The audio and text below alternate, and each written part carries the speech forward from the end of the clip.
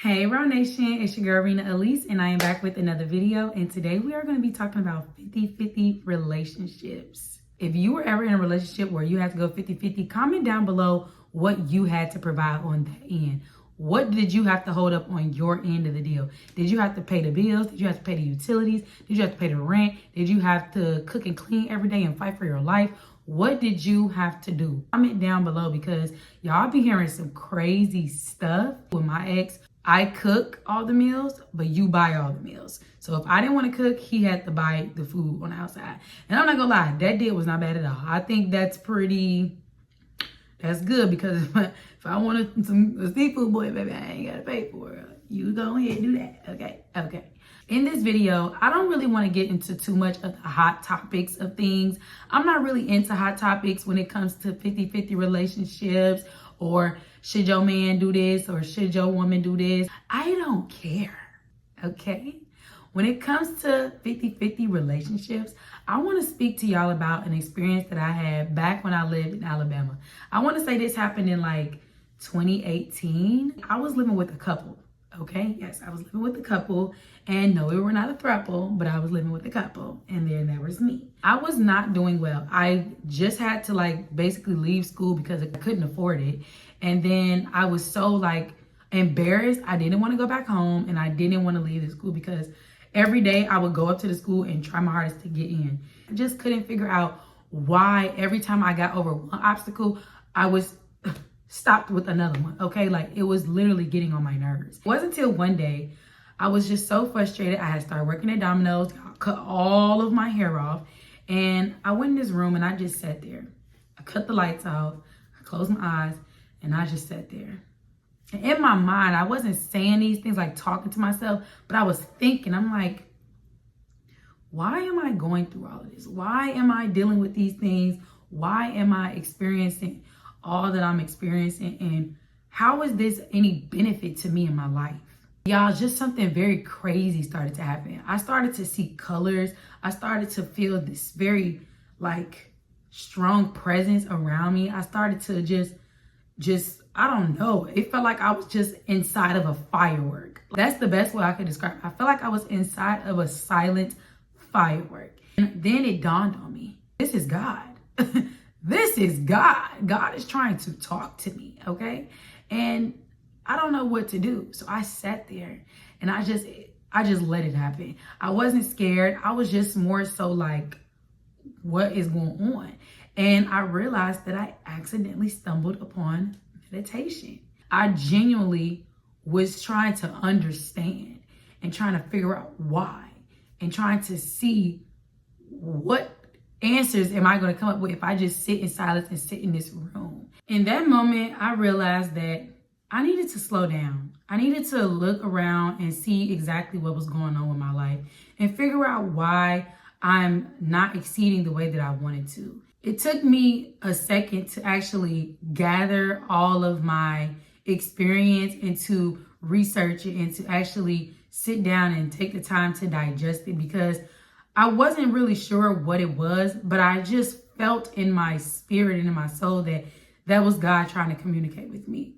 Being in a space where you are trying your best, but you feel like nothing you do is right. You feel like everything and everybody around you is against you, and there's just nothing you can do any further to get yourself to the next point is so normal. And I wish I had somebody to sit there and tell me how normal it really was. But it's so normal. And that's exactly where I was. And that's why I'm able to come back and tell y'all that, y'all, it's normal. Not having the answers, not knowing which way to go, not knowing the direction. It is so normal. And that's why 50-50 relationships are so important, especially when it comes to your relationship with God. There has to be a certain thing called give and take in a relationship. Because in order for you to pour into yourself and pour into other people, you need to be poured back into. Like if you ever see this picture, it's so famous. It's a woman pouring into a man and a man pouring into himself. It's because a lot of representation from men and women in their relationship dynamic is that a woman is always giving and catering to a man, and a man really just doesn't have that self-awareness or emotional intelligence to know that it's so important for somebody else to pour into you so that you can be the best version of yourself. And when it comes to your relationship with God, you have to pour into God. And I just was not doing that. I was not pouring into God the way that I needed God to pour into me. If God was pouring into me the way that I was asking him to, without me giving anything in return, I would have probably drained God dry. And who want to do that? Not me. So when I talk about 50-50 relationships, I'm not talking about you and your baby daddy. I'm not talking about you and your sister or you and your cousin. I'm talking about you and God. That needs to be your main focus. I'm so tired of all of these hot topic 50-50 relationships that everybody talks about and everybody wants to argue about. But what are you doing to pour into God? How are you pouring into God in order to serve him better, in order to help his people maneuver into a different space in life? How are you stepping into your calling? How are you asking God, hey, God, I need you to give me $7,000. But God, I don't want to do what you asked me to do yesterday, though. I don't want to do that. Does that make sense? Do you know how selfish you sound? And it's not on purpose. It's not on purpose. It's because God did give us free will. God gave us the choice to choose whether we wanted to do this or do that. But I'm going to tell you one thing. You think that you are going to ask God for this and this and this and this and that and not do what he has called you to do? You're sadly mistaken.